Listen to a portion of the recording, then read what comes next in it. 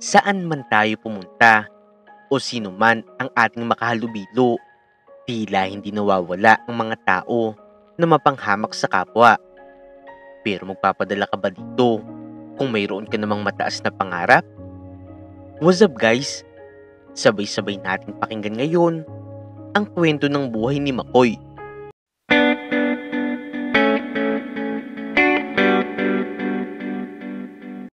Lumaki sa isang liblib na lugar itong si Makoy. Kabilang siya sa grupo ng mga katutubo. Mahirap lamang ang kanilang pamilya, pero mataas ang kanyang pangarap. Balang araw, ipangarap niyang maging doktor para makatulong sa kapwa niya katutubo. Wala kasing malapit na ospital o klinik man lang sa kanilang lugar. Determinado nga si Makoy na tuparin ang kanyang pangarap, kaya nagsisikap talaga siya. Hindi niya alintana kahit milya-milya pa nga ang kanyang nilalakad bago makarating sa paaralan. Noong makapagtapos ng high school, ay nag-apply siya ng scholarship sa iba't ibang mga kolehiyo sa Maynila. Sa kabutihang palad, inatanggap naman si Makoy sa isang prestiyosong universidad. Hindi na nga niya kailangang magbayad ng matrikula at libre na nga rin ang boarding house na kanyang tutuluyan. Bukod doon, makakatanggap nga rin siya ng allowance kada buwan. Mabigat man sa loob ng mga magulang niya na siya ay mapapalayo na, sinuportahan pa rin siya ng mga ito. Naku Pedring, hindi ako makapaniwala. Yung anak natin na dating patakbo-takbo lang sa bukid, pupunta na ngayon sa Maynila para mag-aral. Naiiyak na sambit ng kanyang nanay. Oo nga, napakabilis talaga ng panahon. Tugon naman ng tatay ni Makoy. Sunod naman siyang binalingan nito. Anak, mag-iingat ka doon ha. Ibang-iba ang buhay sa Maynila kumpara sa buhay natin dito. Marami ako naririnig na hindi maganda tungkol doon. Kaya ingatan mo talaga ang sarili mo. Nag-aalalang sabi ng kanyang tatay. Opo tay, pangako, mag-iingat po ako. Kayo rin po, mag-iingat po kayo dito ha. Magalang naman na tugon ni Makoy. Oo nga pala anak, kailangan pala nating bumili ng cellphone para kahit papaano makapagkamustahan man lang tayo. Sabi muli ng kanyang nanay. Pero nay, may pera po ba tayo para doon? Tanong niya. May konti ako na itabi. Yun ang gagamitin natin pambili ng cellphone. Pero yung mumurahin nga lang. Sambit ng kanyang nanay. Ayos na po yun. Ang mahalaga po, mayroon tayong magagamit. Maraming salamat po talaga sa inyo, nay. Tay. Nakangiting sabi ni Makoy. Oh, bago pa tayo mag-iyakan, pumunta na rin tayo sa bayan. Hirit naman ng kanyang tatay. Sige po tay, tara na po. Tugon naman ni Makoy. Noong makarating sa bayan, ay bumili na nga sila ng cellphone, ilang mga damit at mga kagamitan para sa eskwelahan. Kinalaunan, sumapit na nga rin ang araw ng kanyang pag-alis. Hinatid na nga siya ng kanyang mga magulang sa terminal ng bus. Naging madamdamit ang pagpapaalam nila sa isa't isa. Subalit baon naman niya ang pangaral ng mga ito. Noong makatungtong sa Maynila, ay namangha talaga si Makoy sa kanyang mga nakita. Napakalayo kasi nito sa lugar na kanyang kinalakihan. Sa kanilang sityo ay matataas ang mga puno. Sa tuwing titingala sila doon ay puro puno at langit lamang ang kanyang nakikita. Pero ngayon, puro matataas na gusali na nga ang kanyang nakikita. Naaaliw nga rin siya habang pinagmamasdan ang hile-hilera ng mga tindahan. Bago kasi sa kanyang paningin ang mga produktong ibinebenta doon. Noong sumapit na nga ang pasukan, tuwang-tuwa talaga siya habang naglalakad sa kanilang classroom. Pero bigla siya nakaramdam ng takot at hiya. Alam kasi niya na pinagbubulungan siya ng kanyang mga kaklase. Inexamine niya ang kanyang sarili hanggang sa mapagtanto na napakalayo ng kanyang itsura kumpara sa kanyang mga kaklase. Nakasuot ng mamahaling damit ang mga ito. Bukod doon, maihahalin tulad sa gatas ang kutis ng mga ito.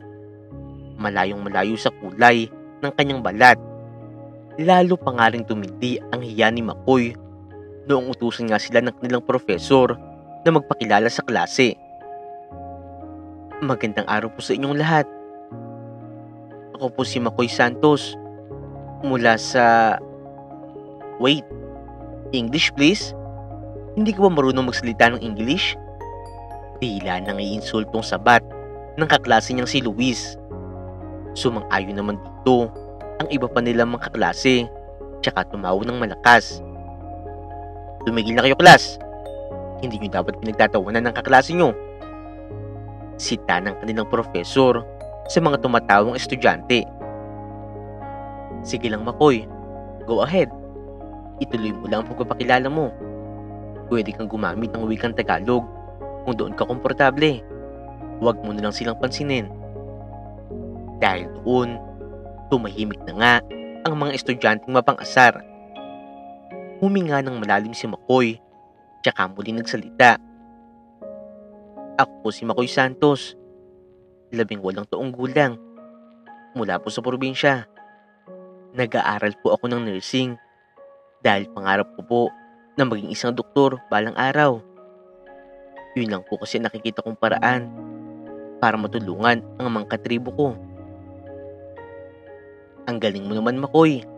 Kahanga-hanga ang hadikain mo. Magsikap ka lang at sigurado matutupad mo yun. O siya, pwede ka nang umupo. Nakangiting sabi ng profesor. Tumango naman si McCoy, tsaka umupo. Habang nagpapakilala ang kanyang mga klase, tahimik lamang sa isang sulok itong si McCoy.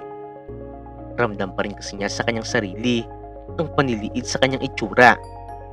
Pero pinili niyang baliwalain yun.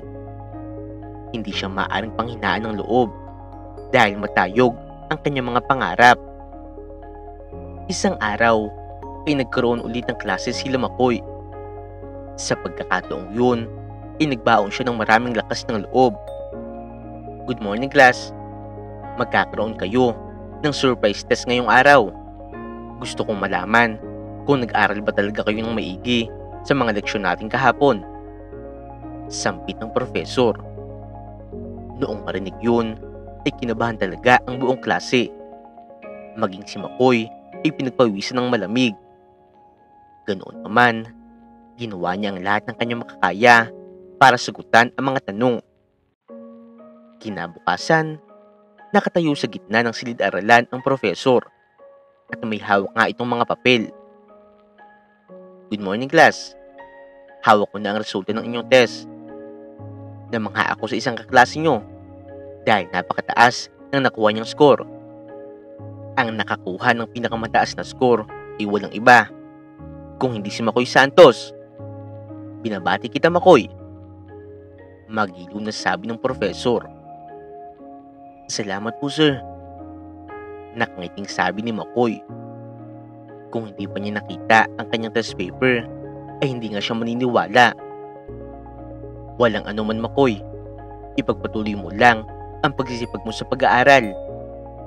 Magilo na sabi ng profesor. Opo, sir. Makakaasa po kayo. Tugon naman ni McCoy. Nagpalakpakan ang kanyang mga kaklase. Pero mayroon din naman na nagtaasan ang mga kilay. Maya-maya, ipinagpatuloy na nga ng profesor ang pagtuturo. Pagkalipas pa ng ilang oras, natapos na nga rin ang oras ng kanilang klase. Kasabay noon, pumunta muna si McCoy sa kantin para magmerienda. Habang kumakain ng mga biskwit, bigla naman siyang nilapitan ng 3 estudyante. Sina Jan, Laika at Bea. Hi, pwede ba kaming tumabi sa'yo? Tanong ni Laika. Oo naman, sagot ni McCoy. Kaagad nga siyang umusog para magkaroon ng espasyo ang 3. Congratulations kanina, ha? Matalino ka pala. Pagbati ni Bea. Hindi naman. Sadyang mahilig lang ako na magbasa ng mga libro. Mapagkumbabang sabi ni Makoy. Sus, pahambol ka pa eh. Pero bakit nga pala lagi kang mag-isa? Tanong naman ni Jan. Ah, wala kasi akong kaibigan o kakilala man lang dito sa Maynila. Tugon ni Makoy. Kung ganoon, makikipagkaibigan kami sa'yo. Yun ay kung okay lang sa'yo. Sambit muli ni Jan. Nanlaki talaga ang mga mata ni Makoy. Sigurado ba kayo? Makikipagkaibigan kayo sa akin? Ang gagara nga ng mga forma nyo eh. At ibang iba ang itsura nyo kumpara sa akin. Baka pagtaunan lang kayo ng mga kaklase natin kapag nakita nila na kasama nyo ako. Ano ka ba, Makoy? Huwag mong sabihin yan. Gusto namin maging kaibigan ka dahil mukha ka mabait. Hindi mahal ka sa amin kung anong estado mo sa buhay. Giit ni Laika. Tsaka, Makoy, wala kang dapat ikahiya sa kulay ng balat mo. Tandaan mo, yan din ang tunay na kulay ng mga Pilipino. Dagdag pa ni Bea. Tila hinaplos ang puso ni Makoy sa kanyang mga narinig. Tama kayo. Dapat nga talaga ipagmalaki ko ang sarili ko. Salamat dahil nilapitan niyo ako. Sa totoo lang kasi, gusto ko rin na magkaroon ng mga kaibigan. Saad niya. Sabay-sabay namang napangiti sila Jan, Laika at Bea. Kaya simula ngayon, kasama ka na rin sa grupo namin. Sabihin mo lang sa amin kapag pinagtatawanan ka ulit ng mga kaklase natin. Ipagtatanggol ka namin mula sa kanila. Sambit ni Jan. Sinigunda naman ito nila Laika at Bea. Salamat talaga. Masaya ako dahil simula ngayon, hindi na rin ako magiging mag-isa kapag mayroon tayong vacant time. Magiliw na tugon ni Makoy. Saglit pa nga silang nag-usap-usap hanggang sa ipinagpatuloy na nga nila ang pagkain.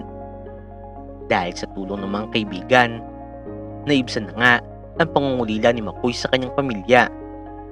Madalas, niyayaya siya ng mga ito na mamasyal sa mall. Hindi alintana ng mga ito kahit wala siyang ambag na pera. Basta't sumama lamang siya. Kinalaunan, nairaos na nga ni Makoy ang unang taon niya sa kolehiyo. Noong first semester, siya pa nga ang top 3 sa dean's list ng kanilang kurso. Ngayon naman, natapos na rin ang second semester, napapaisip nga rin siya kung ano na nga ang kanyang posisyon sa ranking. Isang beses, pagkalabas niya sa library, inilapitan siya ng kanyang mga kaibigan. Uy Makoy, nakita mo na ba yung dean's list sa bulletin board? Sabik na sabi ni Laika. Hindi pa. Bakit? Tanong ni Makoy. Halika, tingnan mo. Sabi ni Laika. Hinila nga siya nito papalapit sa bulletin board. Excuse, padaanin niyo kami. Sigaw ni Jan habang nakikipagsiksikan sa ibang mga estudyante. Ano ba? Nakakaya. Bakit mo sila pinapatabi? Pagsita ni Makoy sa kanyang kaibigan. Hayaan mo sila. Ikaw ang importante ngayong araw. Tingnan mo oh. Ikaw nga ang top 1. Tuwang-tuwang sabi ni Jan. Grabe. Matalino talaga ang kaibigan namin. Magiliw na sabi ni Bea. Natulala ng ilang segundo si Makoy. Hinusot pa nga niya ang kanyang mga mata at ilang beses pang binasa ang nakasulat sa bulletin board. Hanggang sa nakumpirma nga niya na siya nga ang top 1. Napangiti siya dahil nagbunga na nga rin ang ilang gabing pagbubuyat. Mga schoolmates, ito po siya, yung top 1 natin. Sigaw ni Bea sa ibang mga estudyante habang nakaturo sa kanya. Sa sobrang tuwa nga rin ng ibang mga estudyante, inilapitan pa nga siya ng mga ito para batiin. Pinasalamatan naman niya ang mga ito. Pero napawi ang ngiti sa kanyang mga labi dahil napansin niya na nakakunot ang noo ng ibang mga estudyante. Lalong-lalo na si Luis. Ito kasi ang kanyang pinalitan sa pwesto sa pagiging top 1. Tinitigan siya nito mula ulo hanggang paa na parang sinusuri ang buong pagkatao niya. Di ba siya yung galing sa probinsya? Kung tama ang pagkakatanda ko, siya yung mayroong tribo. Bulong ni Luis sa katabi nito. Oo, siya nga yun. Mukhang totoo nga na matalino siya. Tugon naman ni Ralph. Medyo magaling siya sa klase. Pero nakakagulat naman na naging top 1 siya. Hindi to pwede. Naungusan ako ng isang katutubo. Pikon na sabi nitong si Luis. Baka naman kasi ginamitan niya ng orasyon. Di ba uso yun sa kanila? Napapanood ko yun eh. Nag-oorasyon sila para makuha ang gusto nila o magantihan yung mga kaaway nila. Sabi naman ni Ralph. Bigla namang nasamid si McCoy. Narinig kasi niya ang bulungan ng mga ito. Maya-maya, napansin niya na naglalakad ang mga ito papalapit sa kanya. Hoy McCoy, aminin mo nga sa amin. Anong orasyon ang ginawa mo at naging top 1 ka? Ibulong mo nga sa amin. Mapang-asar na sabi ni Luis. Naku, wag mo na siyang kausapin. Ikaw din, baka balikan ka niya. Nakakatakot yan, no? Baka magulat na lang kami. Namamagana ang mga labi mo. Lumayo ka na dyan. Tara na. Hirit naman ni Ralph sa kanyang kaibigan. Bumigat talaga ang loob ni McCoy. Gusto niyang ipagtanggol ang kanyang sarili. Pero hindi naman niya alam kung papaano. Napansin naman ito ng kanyang mga kaibigan. Kaya ang mga ito ang dumipensa para sa kanya. Hoy, anong orasyon ang sinasabi nyo? Ano bang tingin nyo kay McCoy? Masamang elemento? Mariing sabi ni Jan. Ay, hindi ba? Paano siya naging top 1 ng ganoon kadali? Kung ako sa inyo, huwag na kayo makipagkaibigan sa kanya. Baka pati kayo, gawan niya ng masama. Sarkastikong sabi ni Luis. Nabayoko na nga lamang si McCoy dahil pinagtitinginan siya ng ibang mga estudyante dito. Masyado na nga siyang napapahiya, kaya hindi na rin siya nakatiis. Hanggang sa tumakbo na nga siya papaalis. McCoy, sandali! Narinig niyang tinatawag siya ng kanyang mga kaibigan, pero mas pinili niyang magbingi-bingihan para makaalis na nga siya dito. Kasing bilis ng pagtakbo niya ang pagdaloy ng luha sa kanyang mga mata. Ninais niyang mag-aral sa Maynila para matupad ang kanyang pangarap. Pero hindi siya naging handa sa kalupitan ng mga tao doon. Maya-maya, natagpuan na lamang niya ang kanyang sarili sa likod ng universidad. McCoy, buti naman huminto ka na. Tingnan mo, hingal na hingal kami. Hindi hingal na sambit ni Laika.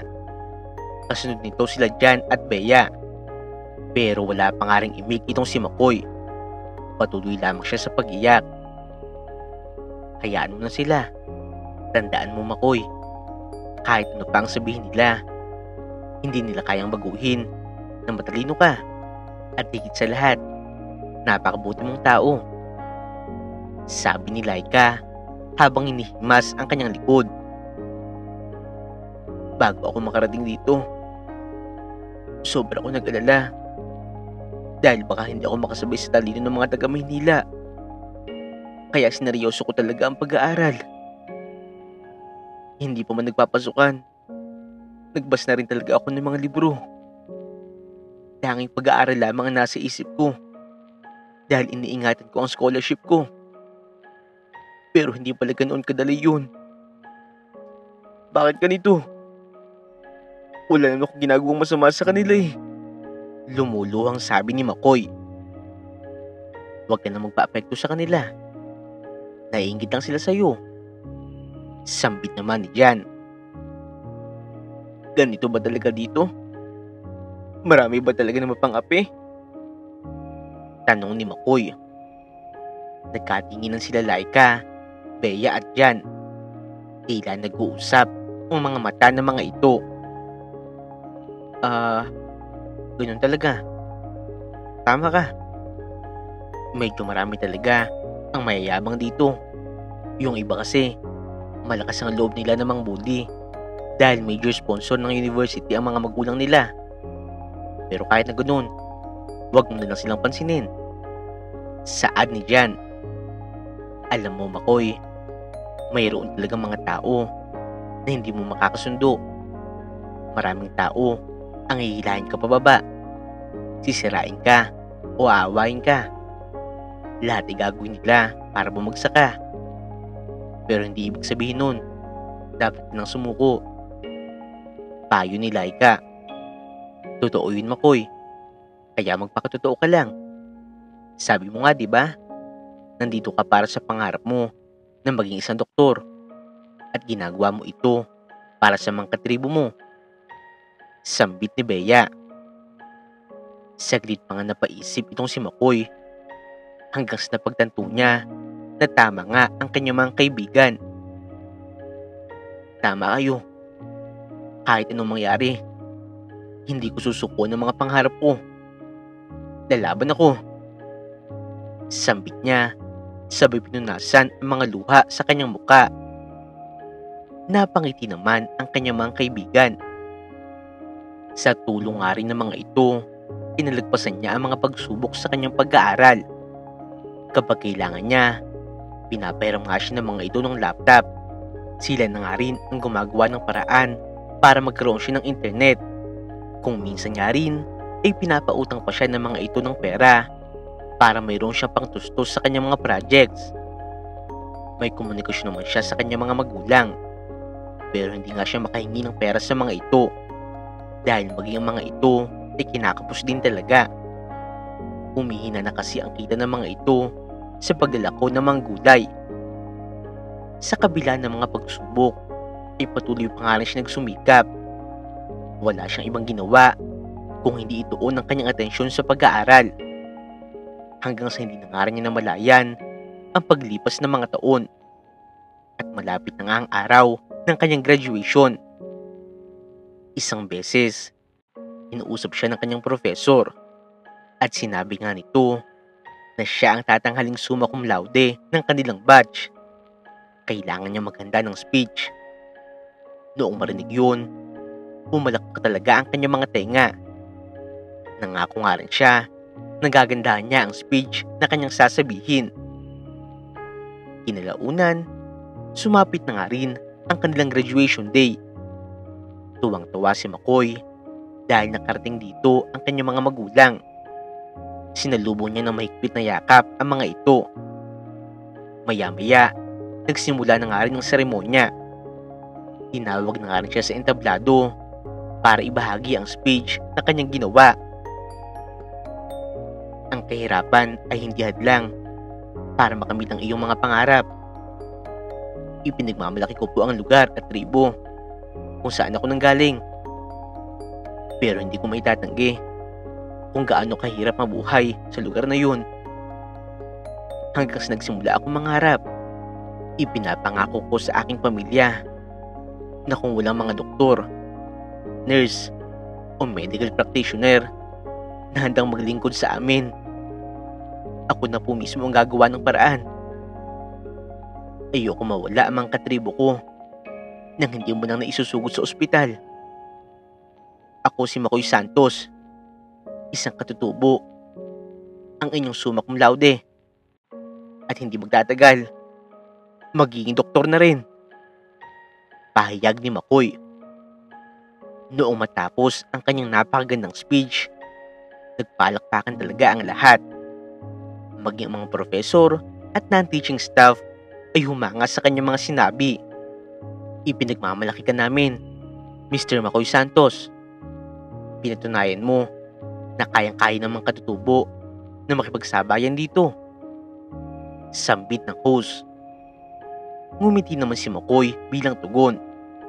Kasunod noon ay bumalik na rin siya sa kanyang pwesto. Pagkatapos ng seremonya, nilapitan niya ang kanyang mga magulang. Nay, Tay, para po ito sa inyo. Sabi niya. Isinabit niya sa kanyang mga magulang ang medalyang natanggap. Maraming salamat anak. Masaya rin kami. Hindi dahil makakatulong ka na sa amin, kung hindi dahil naging matapang ka sa hamon ng buhay. Saad ng kanyang nanay. Nagsikap po ako, hindi lang para sa pamilya natin, para din po ito sa mga katribo natin. Sambit ni Makoy.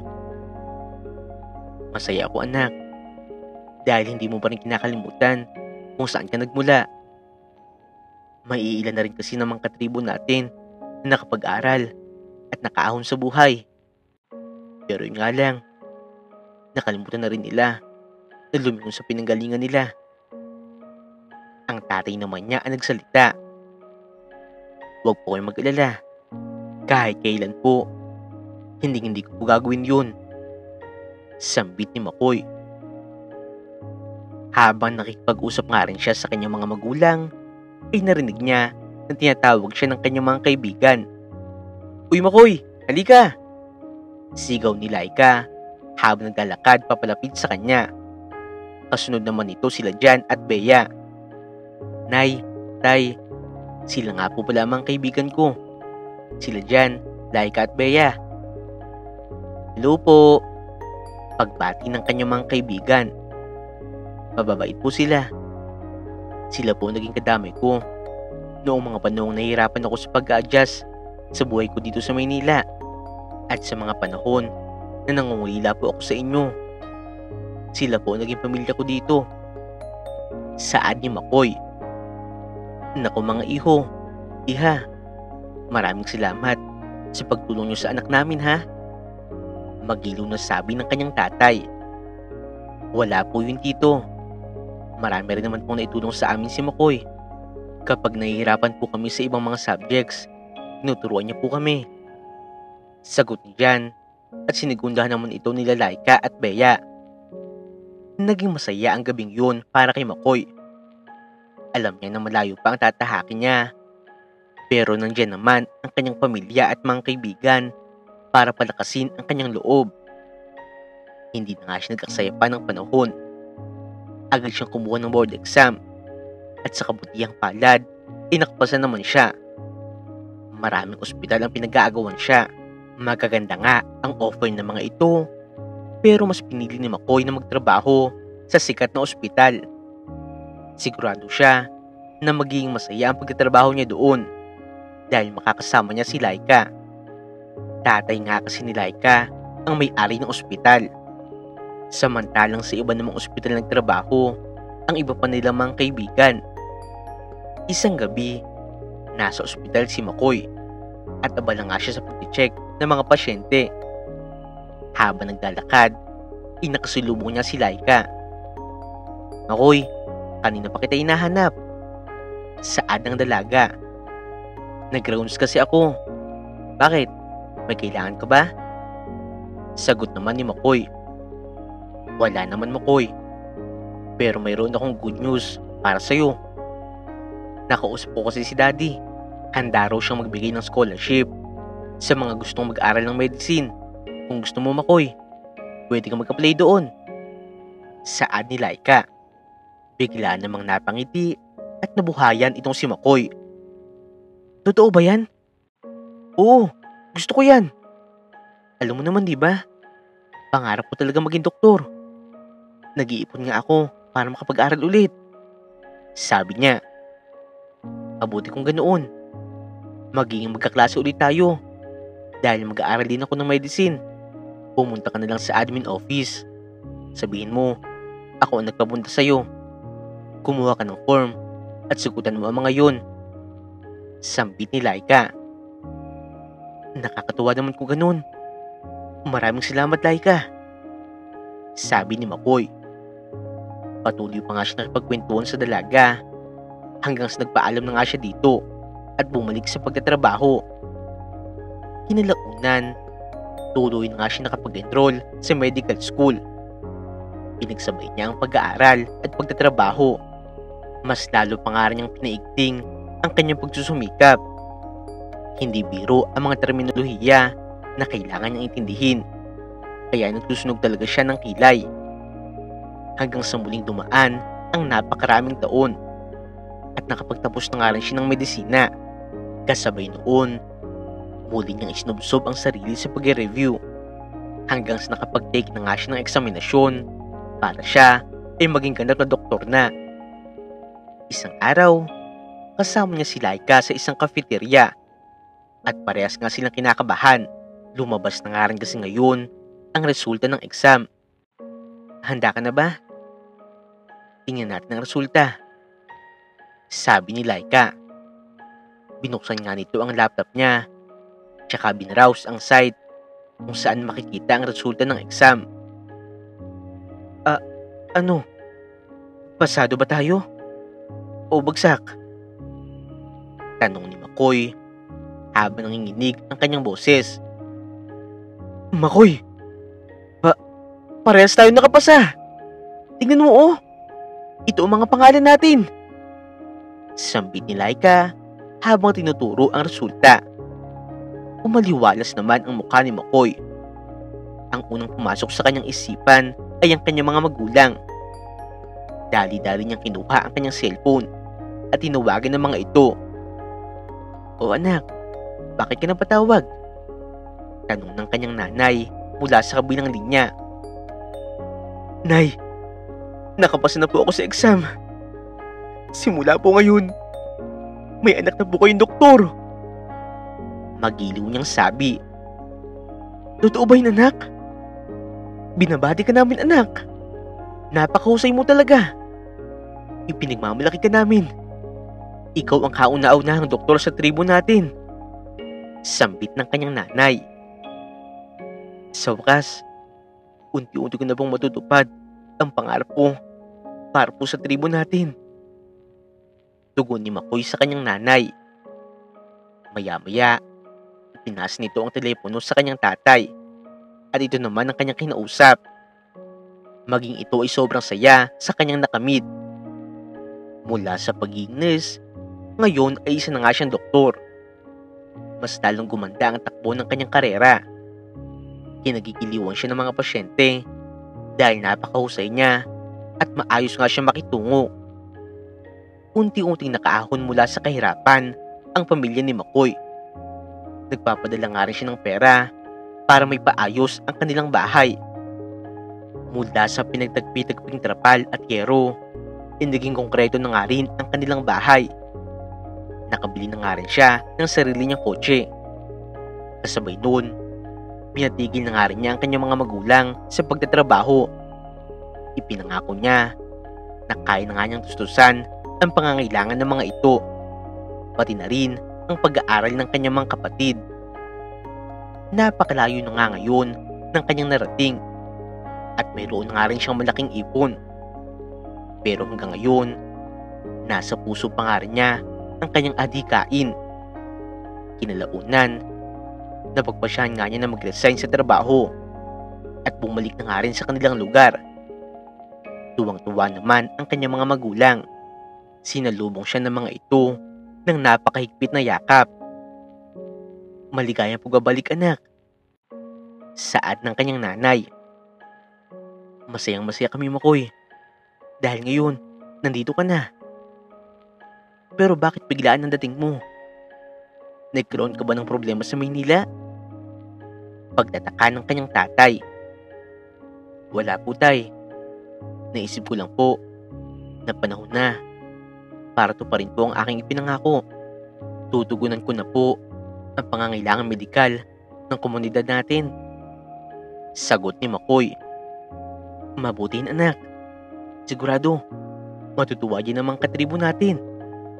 Saad ng kanyang ama. Pero bago magawin yan, kumain ka muna. Nagluto ako ng adobo at sinigang na baboy. Sampit naman ng kanyang nanay. Sige po, nay. Namiss ko po talaga ang luto nyo. Tugon ni Makoy, tsaka nagtungo sa kusina. Pagkalipas ng ilang araw, nagsagawa na nga rin siya ng mga medical mission kasama ang mga kapwa-doktor at nurse. Katuwang niya ang mga ito sa pagtuturo ng first aid at namahagi ng mga libreng gamot. Bilang pasasalamat sa mga kasamahan ni Makoy, nagbigay ng mga prutas at gulay ang kanyang mga katribo. Dok, Tanggapin niyo po ito. Pagpasensyahan niyo na po ito. Dahil yan lang po ang kaya naming ibigay. Saad ni Aling Esther, isa sa mga pinakamatanda sa kanilang tribo. Maraming salamat po. Hindi na po kayo dapat nag-abala pa. Ginagawa po namin ito na bukal sa aming puso. Namangha po kasi kami sa dedikasyon ni Makoy. Lagi niya po kayong binabanggit sa amin.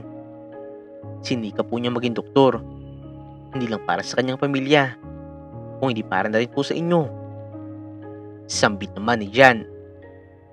Si Makoy din po talaga ang nagbukas ng mga mata namin. Kaya nalaman po namin ang kakulangang medikal sa maraming lugar. Patulad po dito. Siya din po ang kumatok sa mga puso namin na magkaroon ng malasakit sa kapwa. Dagdag pa ni Laika. Napangiti naman si Makoy habang pinakikinggan ang usapan ng mga kaibigan at kanyang mga katribo.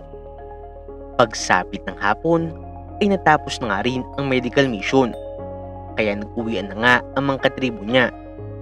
Habang nagliligpit ng mga gamit ay nilapitan siya ng kanyang mga kaibigan na sila Laika, Bea at Jan. "Oh, hindi pa ba kayo magpapahinga?" tanong niya. "Mamaya na. Gusto ko pa namin kausapin." Saad ni Laika. "Tungkol naman saan?" tanong ni Makoy. "Di ba Makoy, pangarap mong magpatayo ng ospital para sa mga katribo mo?" Sabi ni Jan. "Oo, kahit maliit na ospital lang sana. Akala ko nga, sapat na ang naipon ko. Pero hindi pa pala. Hindi ko akalain na sobrang laki pala ang gagastusin." Saad ni Makoy habang gusot ang muka. "Huwag kang mag-alala Makoy. Nandito naman kami. Magdodonate kami ng malaking halaga para maituloy na rin ang construction ng ospital. Kakausapin ko rin si Daddy. Sigurado, matutulungan ka niya." Si Laika naman nagsalita. "Naku, hindi ko tatanggihin ang tulong niyo. Salamat ha. Malaking bagay ito para sa tribo namin." Sambit ni Makoy. "Walang anuman.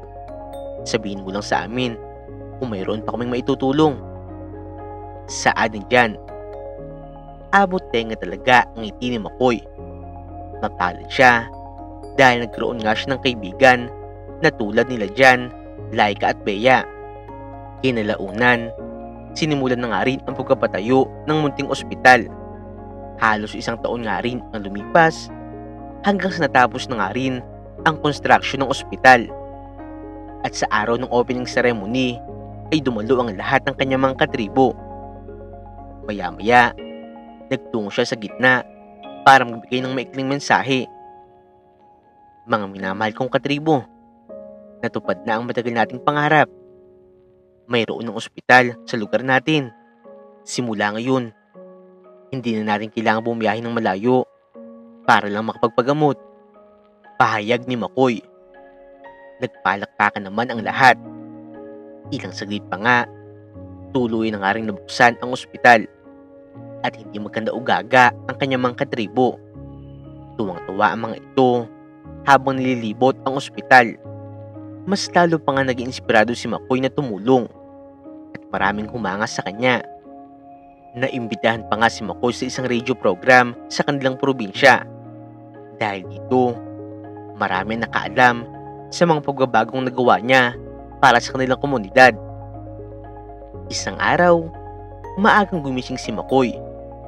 Nagmamadali siya dahil ngayong araw nga rin darating ang mga bagong nurses na magtatrabaho sa kanyang ospital. Noong makarating ay aligaga nga siya sa paglalakad. Pero natigilan siya noong makita ang mga pamilyar na muka. "Luis? Ralph?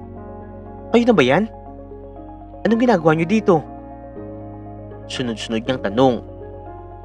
"Oo, kami nga ito. Nandito kami dahil kami mga bagong nurses sa ospital na to." Saad ni Luis. "Ganoon ba? Nakakatuwa naman. Masaya ako makita kayo." Magiliw na sabi ni Makoy.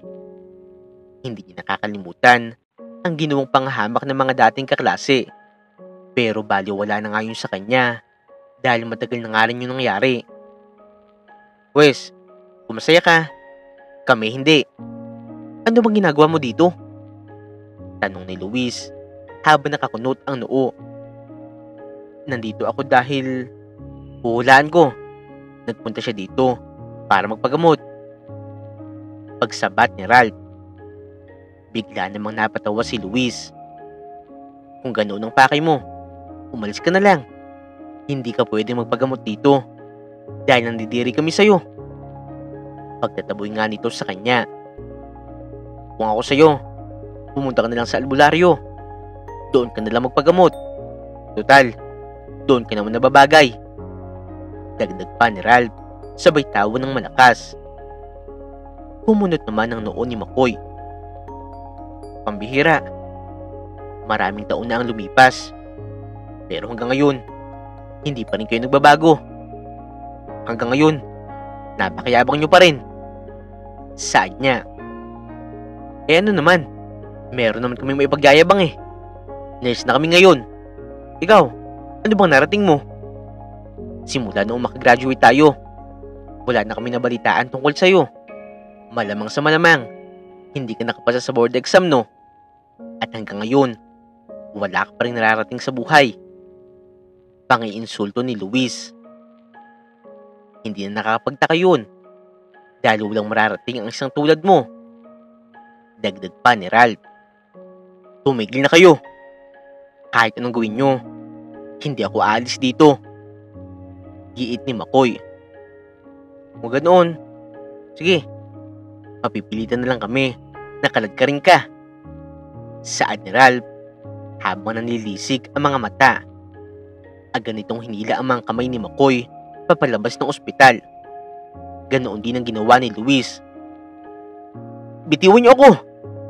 Isang malaking pagkakamali ang ginagawa niyo! Sambit ni McCoy, pero tila walang naririnig ang dalawang lalaki. Maya-maya, dumating ang head nurse ng ospital na si Liza. Nagulat nga ito sa kanyang nakita. Hoy! Anong ginagawa niyo kay Doc McCoy? Bakit niyo siya pinapalabas ng ospital? Tanong nito. Bigla naman natigilan sila Luis at Ralph. Teka lang po, Ma'am Liza. Bakit po Doc McCoy ang tinawag niyo sa kanya? Eh, hindi naman po siya doktor. Isa lang po siyang pobreng katutubo. Saad ni Luis. Ano bang sinasabi niyo? Lehitimong doktor siya. At hindi niyo alam, siya rin ang may-ari ng ospital na to. Kung gusto niyong ituloy ang pagtatrabaho sa ospital na to, humingi kayo ng paumanhin sa kanya. Baka pati lisensya niyo sa pagiging nurse mawala rin sa inyo. Giit ni Liza. Napangangan naman sila Luis at Ralph. Agad nilang binitawan ang magkabilang braso ni McCoy. McCoy, Doc McCoy, pasensya na po kayo sa inasal namin. Maling-mali po kami. Mapagkumbabang sabi ni Luis.